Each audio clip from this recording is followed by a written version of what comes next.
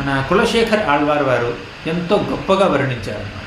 ఆయన ఏమంటారంటే, శత్రుచ్ఛేదైక మంత్రం సకలముపనిషద్వాక్య సంపూజ్య మంత్రం సంసారోచ్ఛేద మంత్రం సముచిత తమసః సంఘ నిర్యాణ మంత్రం సర్వైశ్వర్యైక మంత్రం వ్యసన భుజగ సందష్ట సంత్రాణ మంత్రం జిహ్వే శ్రీకృష్ణ మంత్రం జప జప సతతం జన్మ సాఫల్య మంత్రం.